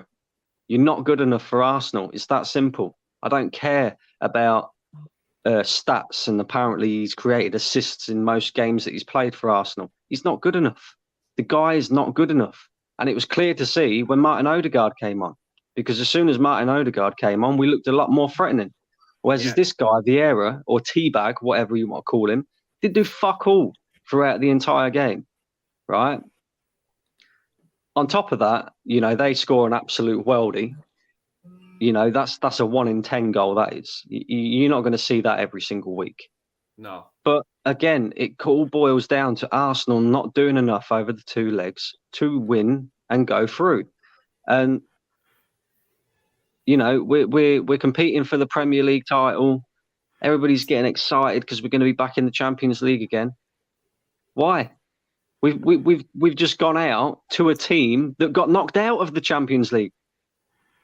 And if we can't beat a team that got knocked out of the Champions League, what makes you think we're going to do anything against proper teams in the Champions League, like Bayern Munich, Manchester City, Liverpool, who, not the greatest team this season, but they have Champions League pedigree. Real Madrid. Are you having a laugh? You can't even beat Sporting Lisbon over 2 legs. Ridiculous. Honestly, it's ridiculous. Everybody's now, of course, pinning their hopes on, you know, the league title. And look, after tonight, these fucking players and this manager had better fucking win that league. They better fucking win that league, because if they don't, this season has been a failure. And you boys will agree with me, but I just said that on a different platform and got absolutely crucified for saying that, right? But yet, at the beginning of the season, every single Arsenal fan, Arteta in or Arteta out, the most staunch Arsenal fan, told us at the beginning of the season, we want top 4 and Europa League. Yeah, and Europa League. We've just gone out of the Europa League. So if we don't win the league title and we finish second, there's no difference between finishing second and finishing 4th or 3rd. You still only get one thing out of it, which is Champions League football. So bearing in mind that we've gone out of the trophy that everybody wanted to win at the beginning of the season, then this season has been a failure. But they can't get that into their thick fucking heads. It's all Champions League, Champions League, Champions League. Like we're going to do something in it. You're having a fucking laugh, bro. Do you know what I mean? Unreal. Honestly, it really is. But excuse FC, mate. One thing I can take from that game tonight is, regardless of where we are in the league and regardless of how good of a season we've had so far in the league, there is still drastic improvements that need to happen to this squad. Still. Because again, I point to the same thing. Out of the starting 11 tonight, 7 of our first team starters played. Martinelli, Jesus, Xhaka, Saliba, Gabriel, Ramsdale, Zinchenko. That's 7 there. So it's not like we played a second string team. It's not like we played, we made 5, 6, 7 changes to our starting lineup. We didn't. It was only 2 or 3. And then in the end, we end up finishing the game with our first 11 on the pitch, and we still cannot win the fucking game. So what does that tell you? Do you know what I mean? There is drastic improvements that need to happen. And they need to happen in the summer. And I'm not talking about, I heard one of you boys saying about how he wanted Mudryk, he ended up with Trossard. He wanted Caicedo, he ended up with Jorginho. We can't afford to be doing that shit. Arteta needs to make a list right now of his number 1 targets, and Edu Gaspard better go out there and get him his number 1 target. Not his second choice, not his third choice, not his fourth choice, his number 1 target. We need players that are going to cost a lot of money, that are going to add a lot of quality to this squad if we are to compete in the Champions League and remain a competitor for the Premier League next season. Otherwise, we're going to go back down that same old shitty cycle that we always do, and it's going to be, top 4, top 4, top 4. Fuck top 4. It's all about winning. Lee Gunner says it. Lee Gunner says it week in, week out. What is the aim of elite sports? Win. Yeah. Brandon. Muhammad Ali gets into a ring with George Foreman. What's he going to say to himself? I'll be all right, I'll come second. He gets in there to win. The same with Federer in the tennis. He goes in there to win. And here we are tonight, getting beat by fucking Sporting Lisbon in a penalty shootout. But the problem I have is the Sporting Lisbon, it was like they were playing at home and we were the away team. It's embarrassing. And this fan base is accepting this shit. And top 4 is perfect. Top 4 is perfect. This team, the squad of players, Brandon, that you're talking about, it's not good enough to win any competition. And we're going to prove that this season.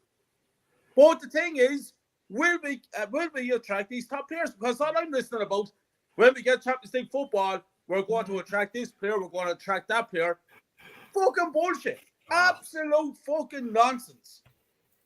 The winning mentality is gone. It hasn't been there for the last 19 years as far as I'm concerned. They're fucking joking. Kyle, we don't need Champions League football to attract big name players. No. We got Thomas Partey in the club. We got Aubameyang in the club, who was one of the best strikers in the world at that point, right? Playing Europa League football. So all this nonsensical bullshit that people talk about, we need Champions League football in order to attract the big players. No, we don't. We're Arsenal Football Club.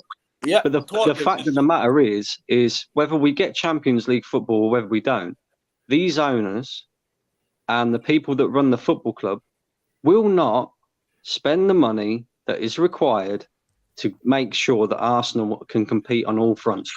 At the end of the day, right, the League Cup this season, we could have gone for that. But Arteta decided to play a second string team in it. Same with the FA Cup. And we got fucking schooled in that. Tonight, I don't necessarily blame Arteta too much because, like I say, 7 of your first team players started that game. Okay, we had a bit of, it was a bit unlucky to have 2 players going off injured. But the fact of the matter is that team that played tonight is more than good enough in terms of its quality Exactly to what I beat said. Sporting Lisbon. Yep. And Exactly. just there's players out there that let us down tonight. That midfield was awful. We had no control of the possession. We had no ball retention. Then you've got Fabio Vieira dropping an absolute stinker. Reece Nelson wasn't great tonight. Don't think Martinelli was great tonight. What'd you think of even when he Jorginho? came. Jorginho, again, you know, I don't necessarily blame Jorginho as such. I just think when you've got a midfield 3 of Jorginho, Vieira, and Xhaka, Vieira is a weak streak of piss anyway. Granit Xhaka is just too slow in the transition, and he's got the turning circle of a fucking Titanic. And Jorginho isn't the most physical midfielder in the world either. And then you've got Zinchenko, who's not the most defensively sound, trying to play inverted in the midfield and make them 5-yard passes exactly the same as Jorginho. When you mix all 4 of them players together, you've got no defensive capabilities within the midfield there and players that are weak off the ball. But then you've got 2 players in Zinchenko and Jorginho that want to do the same thing and take up the same spaces. It doesn't work. We see it last week against Sporting in the first leg, but yet Arteta decided to go with that again. So from that perspective, Arteta is at fault because he should have played Thomas Partey from the beginning. And at the end of the day, right, we've got to play Crystal Palace on Sunday, and then after that, we've got a 2-week international break. So there's no reason why he couldn't have fielded the first 11 today, right? And then played Thomas Partey, played everybody that we ended up finishing the game with, get the game won in the first half, and then bring them players off. Get the game won in the first game. Yeah. Well, yeah. But it's my management, Brandon, because at the end of the day, right? Yes, I hear what you're saying, but I'm going to very slightly disagree with you on the. Even though we had 7 out of the 11 that are like first team starters, right? But at the same time, mate, Arteta's man management, as you well fully know, is not good enough. Like his in-game man management, as well as picking the team, which he didn't get that wrong tonight, but I wouldn't have picked that midfield. Like Fabio Vieira is useless. Jorginho ain't the guy. Xhaka's, you know, for all intensive purposes, has been very, very good this season. But how long has it taken him, really? What, 7-8 years for him to turn even to the level that he should have been from the start? I mean, let's be real. Like, I'm just fucking livid at the fact that this manager is so fucking arrogant. He is so arrogant. And that's the thing that gets me. Like you said, League Cup, FA Cup, now Europa League. He's dumped us out of 3 competitions because this motherfucker, well, not me, but like that motherfucker thinks he's bigger than all of that shit, yeah? You ain't done shit in football, mate, to be playing second string players, even if it's 4 or 5, or even 3 for that matter, in League Cup, FA Cup and Europa League, yeah? Earn your fucking stripes. This is why I wanted Ancelotti after Wenger, because he was the guy. And look at him the other night, yeah? 1-0 against Liverpool. Liverpool had chances, but you see how much of a boss Don Dada he was, yeah? So calm, so composed. I saw no composure out there tonight. None whatsoever. Well, people can say what they want, but... We'll see, bro.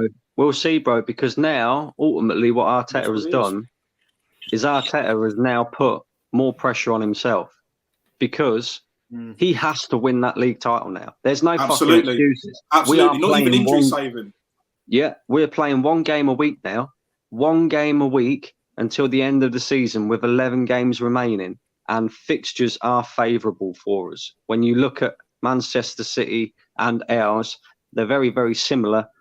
The only difference being is they might have to make up an 8-point gap come Sunday. So there are no excuses for us to not win this league. If we don't win this league now, Arteta has got major egg on his face. And so have all the players. Because at the end of the day, Europa League was a trophy that was there for us to win. The only other team that I could sit there like on paper that have gone through and say, yeah, okay, that would be a tough game is Manchester United.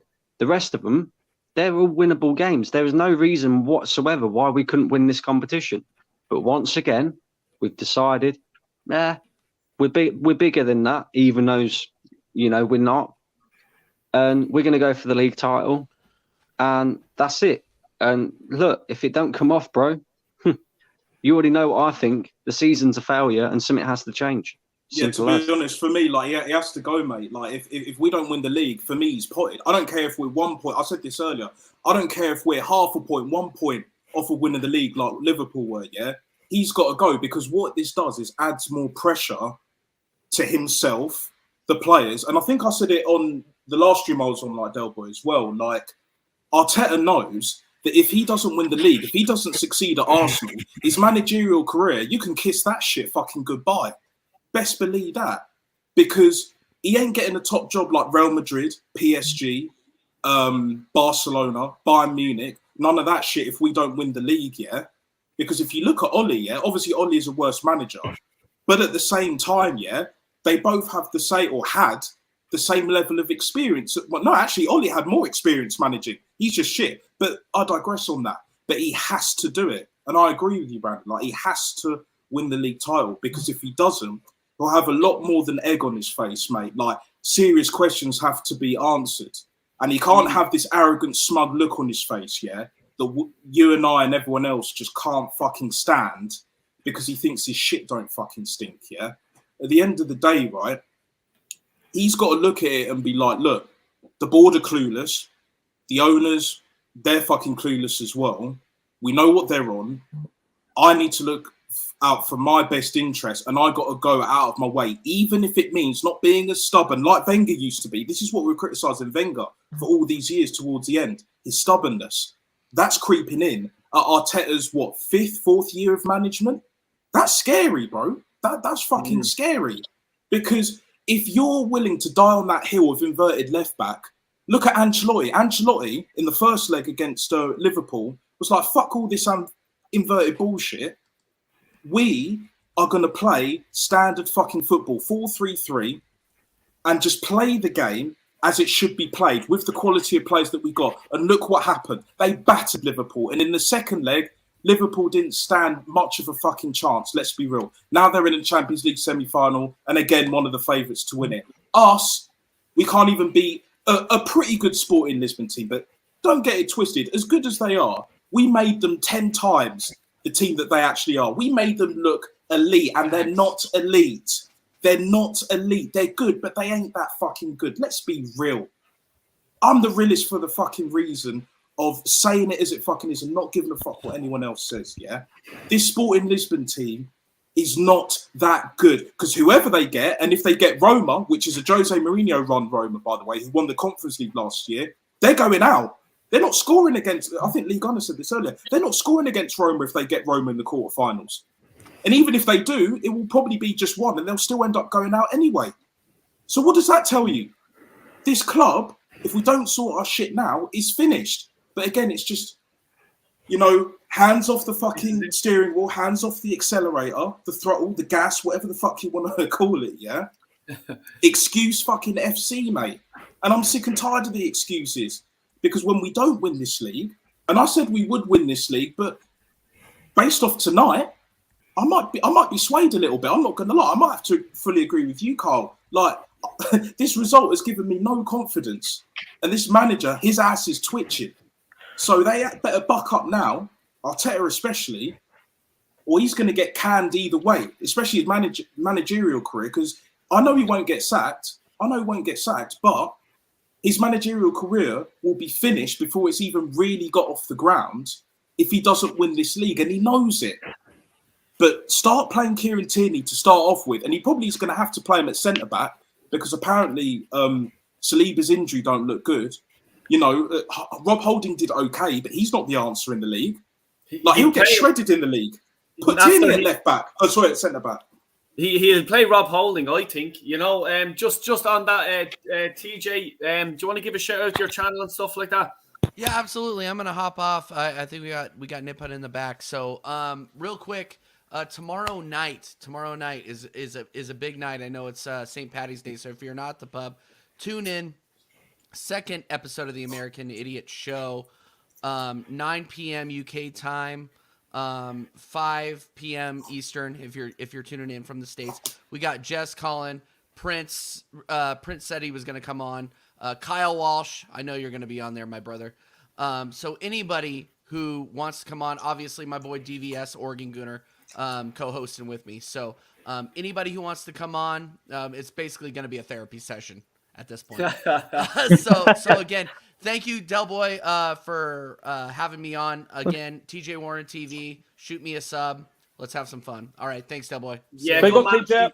Cheers, TJ. Please do check out his channel. He's a great guy. Like, you know, and TJ, unfortunately, at 9 o'clock tomorrow night, I probably won't have the use of my legs. I know So, you're going to be passed out somewhere. I am depending on it. I'm depending on it. Yeah. But all right, later, guys. Come here. If you see me coming in, just get me off, will you? Because I'm pissed out of my head. No guarantees. I'm in it for the entertainment value. All right, I'll see you guys later.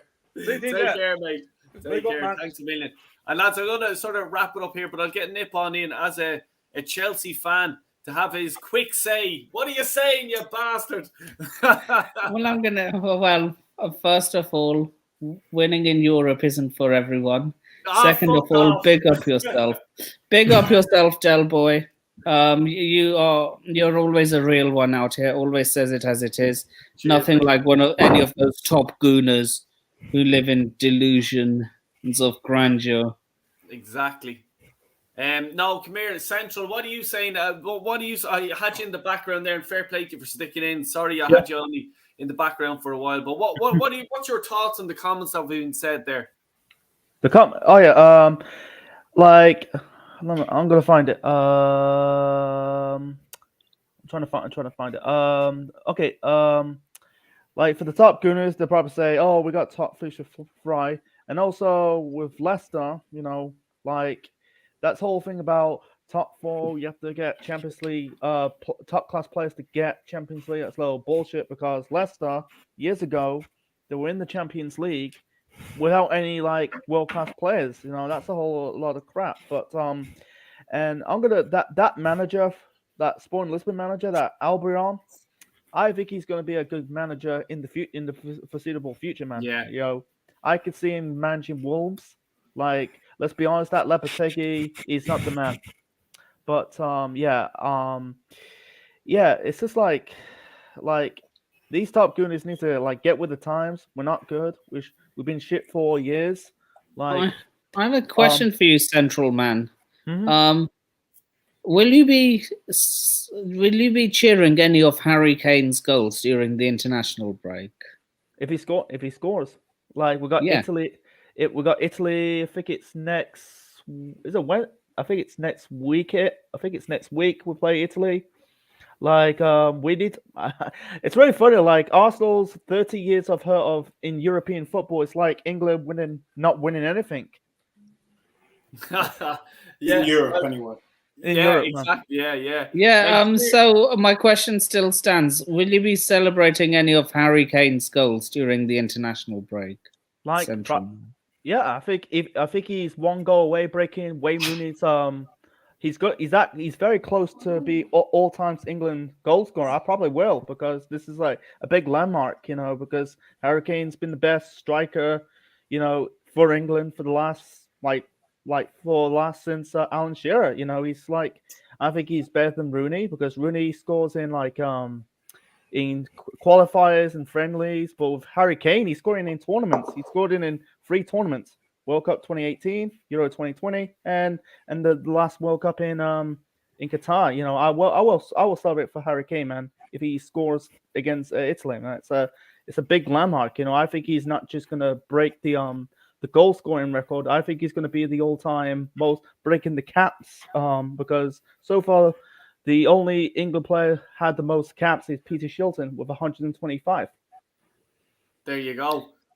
Peter Shilton. The less said about him, the better. Come here. I'm gonna start wrapping it up now. So please do subscribe to the channel, hit the like button, and thanks everyone for dropping comments and stuff like that in. But as I do for every show, I want to go around to each and every one of the panels, have a quick minute or so say of what you want to say about the match tonight and give a shout out to your socials and your channel. Kyle Walsh, I'll start with you there. Get me on Kyle Walsh Gunner. I'll be definitely putting up a video about the reaction after tonight's game, so check that out. I speak from the heart. I'm a passionate fan. I think I'm a realist. And for tonight, absolutely shambolic. The club, as far as I'm concerned, is winning fuck all once again. 19 years now. We could be waiting another 19 years. 30 years, 29 years since we won something in Europe. The whole thing's a fucking joke. I don't want to see any lights at the end of the tunnel. And I just want to say something there as well. Central there with the England jersey, and he bigging up Harry Kane and all the rest of us. Central, Arsenal are fucking useless. We're going to win fuck all. Mm-hmm. England are fucking useless. They're going to win fuck all. Yep. And Ireland are and Ireland are fucking useless, and we're going to win fuck all. You might win the Rugby World Cup. Bro. And hey, Chelsea are useless, and we're going to win fuck all as well. And Chelsea are fucking useless as well. So we're all fucking useless. We're all in the mud, Del Boy. We are all in the mud. We're all in the mud. At least Chelsea are willing to spend their way out of trouble. Like I'll give you guys that. Like at least you're willing to spend whatever it takes, whatever. Like fair play in it. Like you got Nkunku coming in the summer, but we can't. We couldn't spend our way out of like a pile of dog shit at this rate. So that's listen, we're fucked, man. We're fucked. You know us. I know us. That boy, Manny, we all know us. You have to be real. And I'm sick of these. I'll be honest with you, these fans they're just sick of me. You know what I mean? Top four. It wasn't top fucking four. We were looking top four with the Europa League. Europa League is gone. Now we're saying, we're going to win the Premier League. We're not going to win the Premier League because look at the fucking players we have. And your season, look, I'm not going to lie. As a rival fan, I find this hilarious. Huh? I mean, as a rival fan, I find this hilarious that your season is falling apart in front of your very eyes. Well, if our season's falling apart, I wonder what the fuck your season has done. Well, look, our season was finished before it even started. Look, look, you can call me, this is used as an insult, but I call it a compliment. But you can call me the Chelsea League Honor. I say it as it fucking is. No, my friend. No, Nip, I'll give. And come here. Look, I'll go to Nasser left. Let's say, give it me a 1 minute. Give your socials and your sort of final word on the game today, mate. Yeah, no, I appreciate it as always, Del Boy. Socials at Natster Official, NATSTER Official on Instagram only. I've got Natstrumentals EP. It's on all digital platforms, bar I think SoundCloud. But I will have some more music coming along the way, so watch out for that shit. And when it comes to the game, I think you've all heard, whether you've been on the stream or in the background, my fucking thoughts. Bring the Saudis fucking in. Get the Cronkies and the rest of these fucking useless pieces of dog shite out of this football club. And that is it from me. Dan Dada. Peace. Fair play to Nasser, and thanks a million for coming along yet again. Spitting facts as usual, mate. Central, your next film. Give us a minute there of a quick shout out your channel and socials and all that, please. Okay, you can follow me at Central Band Network on YouTube. My channel I'm on 344 subscribers. And there's a show I'm gonna plug that'll start after the international break. It's similar to this show, and I'll let you know on the updates of the show. And also, and then next week I'm doing a watch along for the England-Italy game. Because I got at least it's only a game I'm looking forward to. I'm not watching Ukraine. Like I don't really winning that Italy. We are not winning against that Italy team. I'm sorry. They've proved to us time and time again that we are their bitch, basically. Yeah. Right, Nip on. You have a minute there. Give us a shout out to your channel and your socials and stuff like that. Where can people find you? NS Sports TV on the road to 1K. British lifestyle blogger on the road to 100 subs. Instagram is N with 4 I's and 3 U's and Nippon Reviews Lifestyle. And finally, you can find me on Twitter at the Nippon Sharma. And at Twitter, I rarely use NS Sports 93, which I use to promote my YouTube stuff. Big up, mate, and thanks for dropping in and saying hello to everyone. Oh, and one more thing. I have an announcement to make that a new podcast will be starting very soon. Big up yourself, Fran. Called the First Capital Connect podcast. So it'll be based around, I will be gathering panelists from London-based teams. So if any of you are interested in representing the Arsenal, just DM me about that, because I'll be having Arsenal, Chelsea, represented by yours truly, West Ham, Tottenham, Crystal Palace, and Brentford. So that's in the pipeline too. Good man, fair play, and I hope it works out. I hope it works out for you. Thanks a million for dropping by, Nippon. Seriously, thanks a million. I'm going to subscribe to your channel. Trust me, I did not come here to laugh at you. I just came here to have a nice chat. Oh yeah, I know. Yeah, no, always love, Look, always the love, Nippon. Look, since you're real about it, I will never banter you. However, those top gooners out there will get the banter. Yeah, I know, mate. I know. With both barrels. Exactly, I'm going to subscribe to you there now, mate. All right. Yeah. Nip, I'm going to subscribe to your channel there now. Nippon, he's going Big to up subscribe yourself, to your channel. Kyle. Right, Manny. Big up yourself, Kyle. Wrap it up, because I love you wrapping it up. Well, I mean, there's nothing much I can say. I mean, every time I wrap it up is repetitive. But first of all, big up to everyone who's come in. Well done to Del Boy for, organizing everything and making sure that everyone who wanted to come in and have their say came on and had their say. A whole range of opinions. We had a lot of people, speaking from the heart. Whether or not we agree to disagree, we all need to accept that just as football is the big uniter, it's our love for the club which should unite all of us, and we all need to come together. Although sadly, I don't see that happening very soon. But maybe hope and history will rhyme one day, and we'll see that happening. Or could we have another 10 years of Arteta to match Wenger's last 20 years with us? I surely hope not. But with every loss, we say the sun comes up tomorrow. We dust ourselves off and move on. We have the Premiership to win. And as I've said, when facts change, I change my mind. It's either win the league or have the decency to admit that you're not good enough and resign. I'm sorry, there are no excuses, Arteta. Once again, big up to the panel. Big up to everyone here. Socials, catch me on Instagram at MannyThungatheray1981, Twitter at Thungatheray1981. YouTube channels, nothing much as of yet, but you can catch me on Sfeetly TV. I'll be active after the Easter holiday.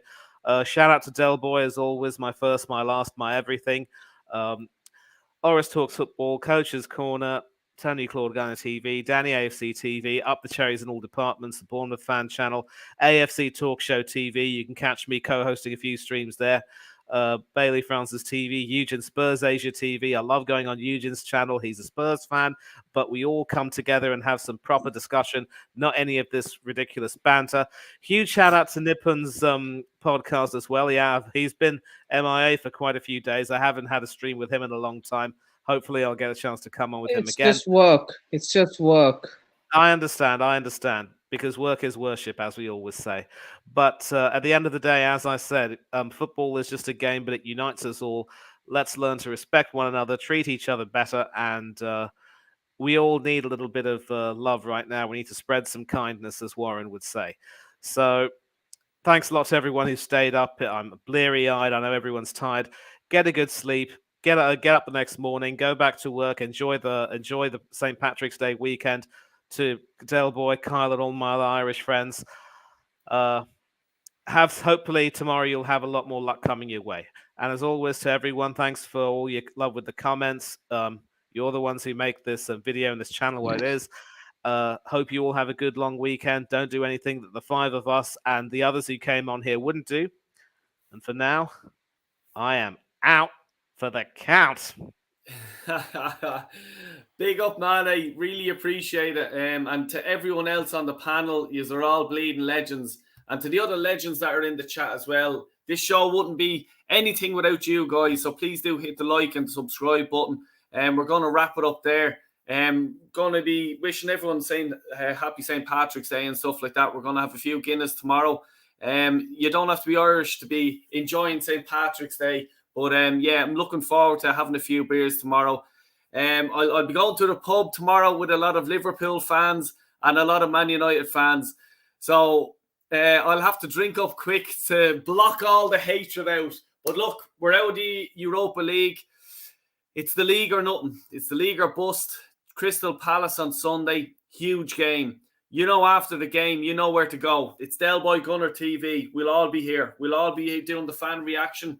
Everyone in the comments, you don't have to come on the screen. I'll try my best to get as many people as I can in like I did tonight. It is hard. It's trying to, juggle it out of balls, but everyone will try to go on. You don't have to put a camera on. You can be, once you're being respectful, that's what all accounts. But yeah, the Crystal Palace game is huge on Sunday. We have to win this. It's the league or nothing. And as my son, when he was watching the Penos, I woke him up because he's off school tomorrow. He wanted, he says, Dad, if it goes to Penos, get me up. Got him up out of bed. We watched the Peno kicks. And when we lost, when Martinelli scored, he looked at me going, but we're good this year. And I says, mate, you're an Arsenal supporter. Get used to this. And on that note, people, I bid you good night. Thanks a million again. And please subscribe. Subscribe to everyone on the panel here and hit the like button on the way out if you don't mind. Take care and God bless you all and happy